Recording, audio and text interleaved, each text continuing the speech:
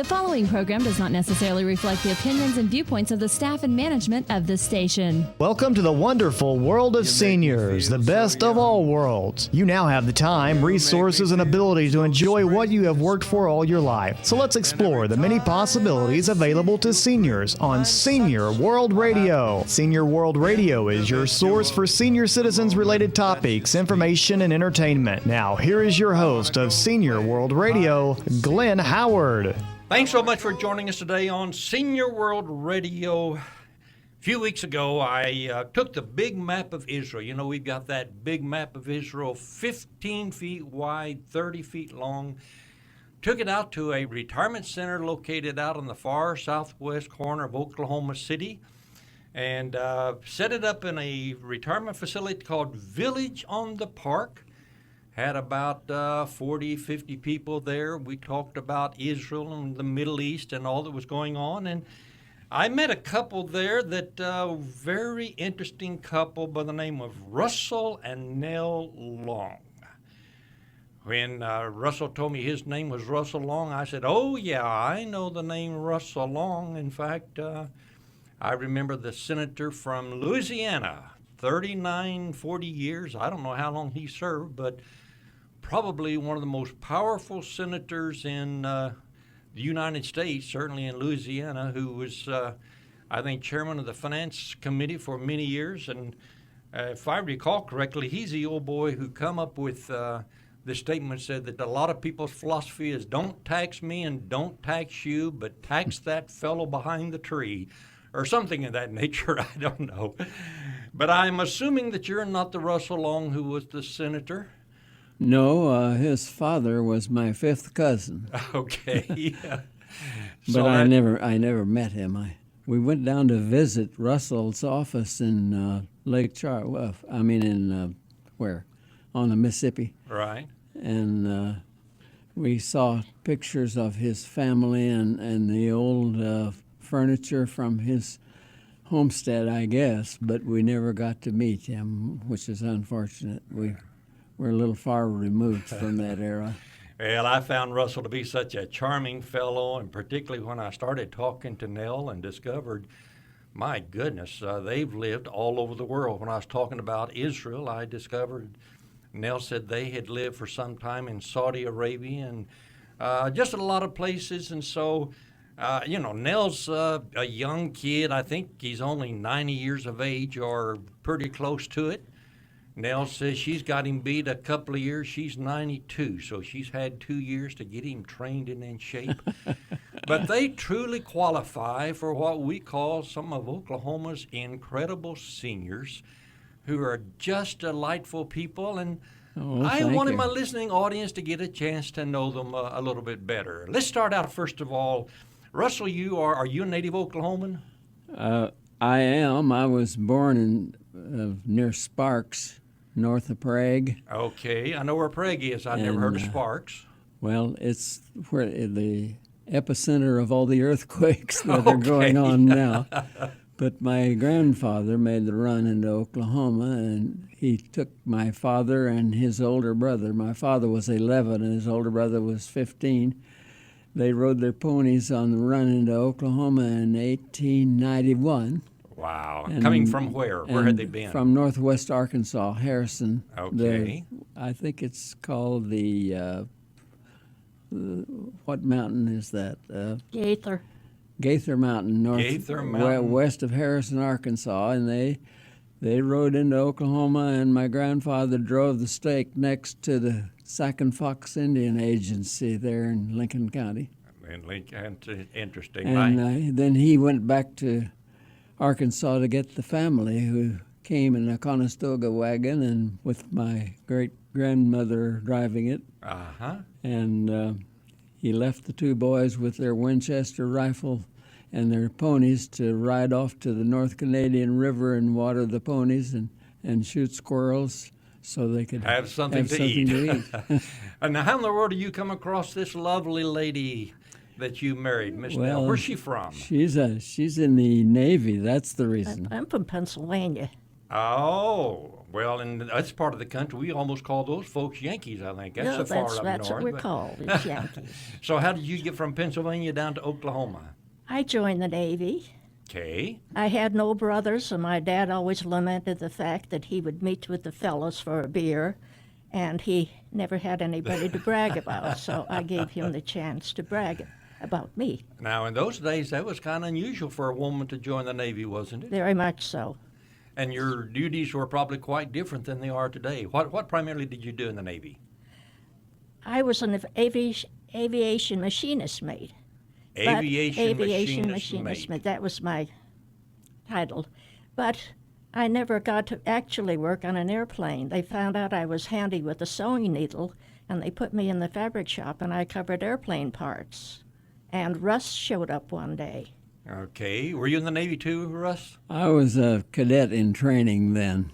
Okay. Yes, in the Navy Air Corps, and I finished all the groundwork, which took about a year, and I finally finished up down at the University of Georgia, and they transferred half of us back into the Navy, and the other half they let us go on to be trained to fly. So they sent our group to the Naval Air Station in Memphis, Millington, north of Memphis.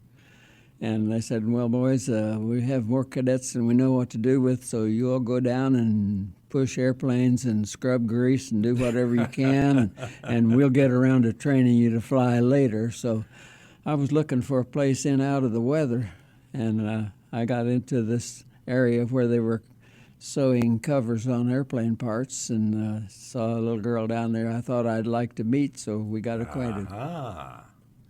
And it's been happy ever since.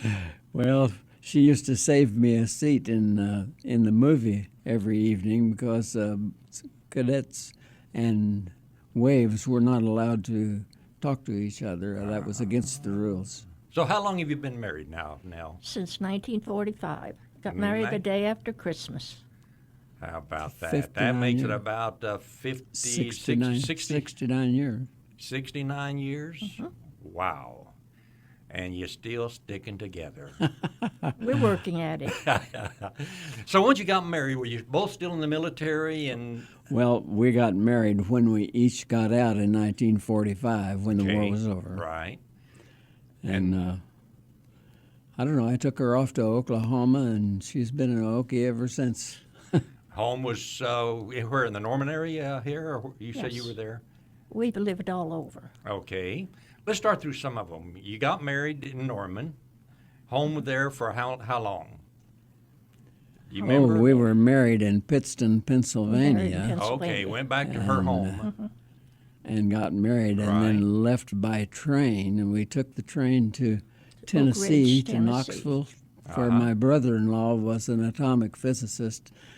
And they had absolutely no place for us to hang our hat. So he got a reservation one night for us in the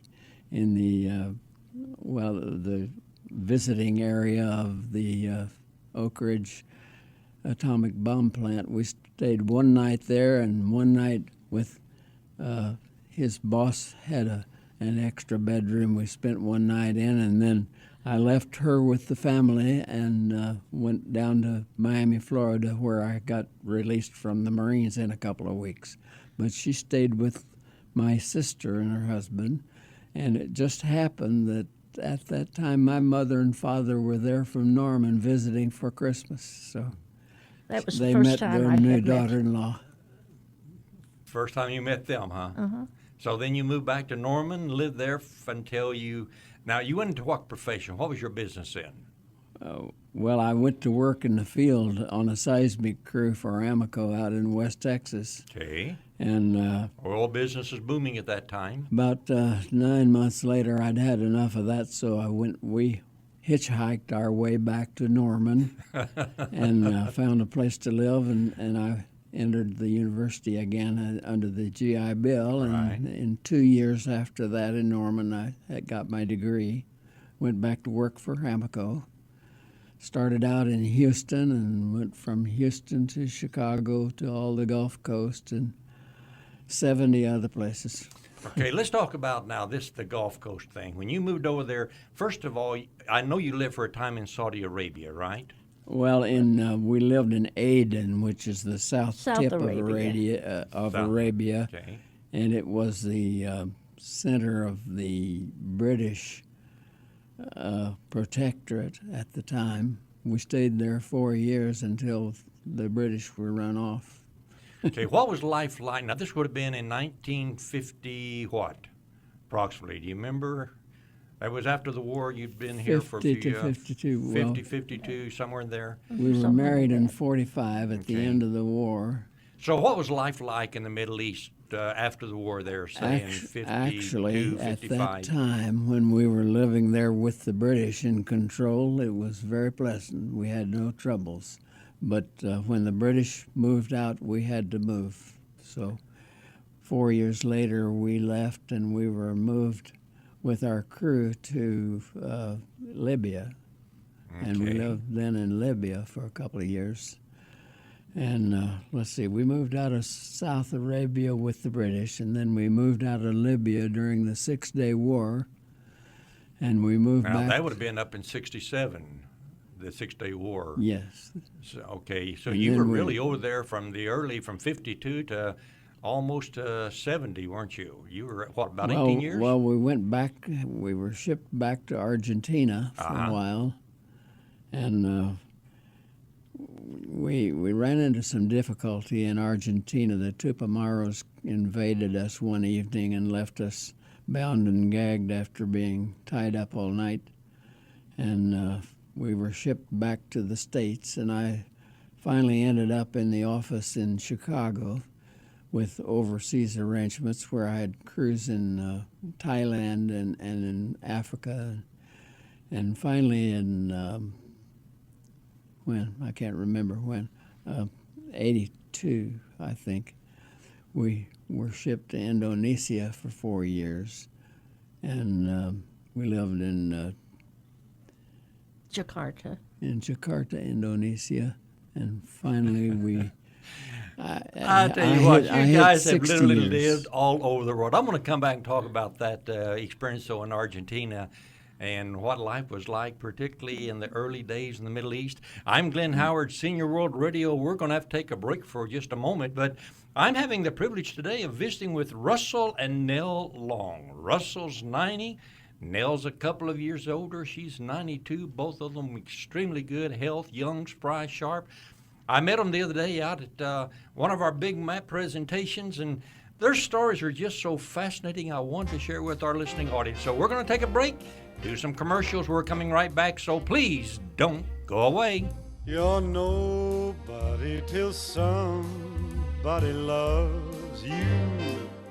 Have you ever had a problem, but it seemed like there was no one who could help? You spent hours calling around, being referred from one place to the next. Well, not anymore. I want to tell you about a free and easy-to-use service in Oklahoma. 211 is a simple 3-digit phone number to get help or to give help when you don't know where to turn. Dialing 211 only takes a minute, and you are connected with a caring Oklahoman who will help you find the assistance you've been looking for. With access to over 13,000 programs, Heartline 211 can connect you to local resources for many different needs, including health care, food, counseling, rent assistance, disability assistance, job services, and much more. 211 is a service of Heartline, a United Way partner agency. 211, the right first call to get help or give help 24 hours a day. Hi, my name's Jason Ledlow, president of UT Phone, the ultimate telephone service. We're proud to be a sponsor of Senior World Radio with Glenn Howard. UT Phone is dedicated to providing Oklahomans affordable telephone service all across our great state. We have Lifeline home phone service starting at just $1.95. That's right, just $1.95, and most of Oklahoma's seniors qualify for this reduced home phone service. They get to keep their old home phone number, and it even includes long distance. Another great feature of UT Phone's customers really like is that it includes repair service.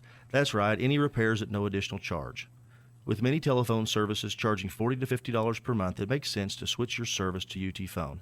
This service is a federal program that is provided through the Universal Service Fund. There is only one per household, so make it UT Phone's home phone service for $1.95. Give us a call at 800-996-0098. Again, call 800-996-0098.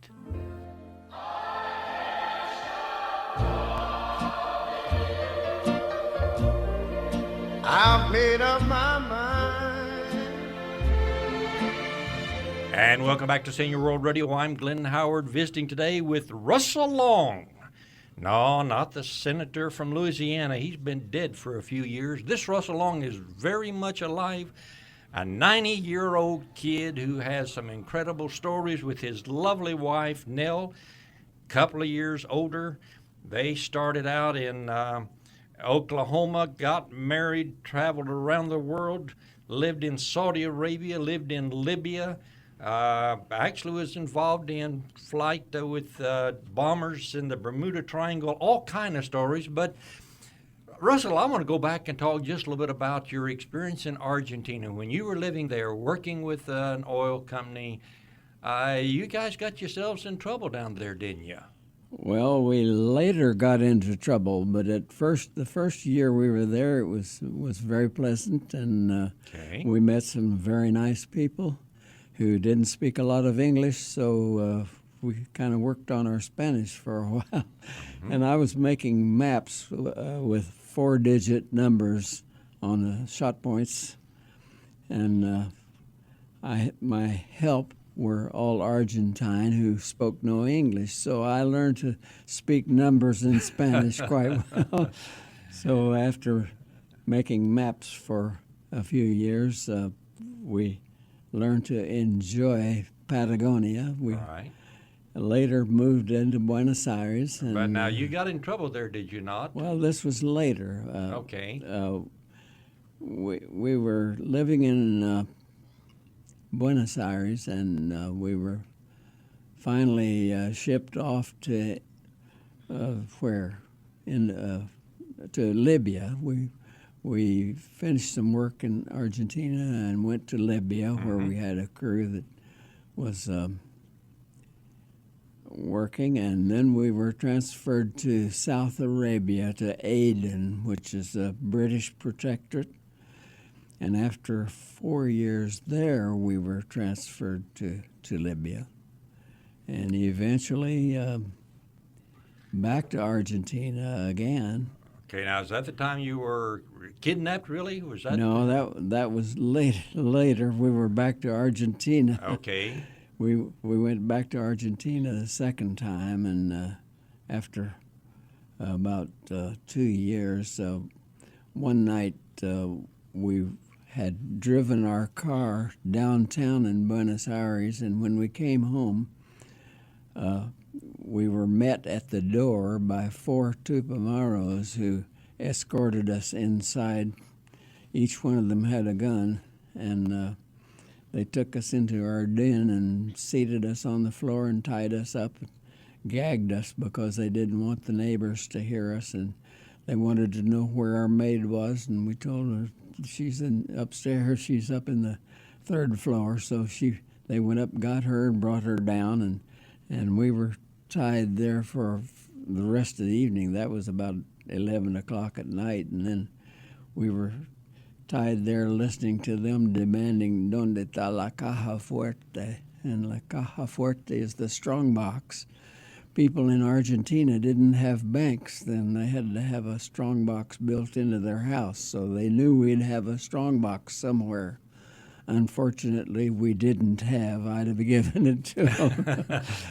But at any rate, they kept sticking this gun, one of them at a time, kept a gun in my ear all night demanding the caja fuerte, and I kept sending them to different places to look where I knew there wasn't anything.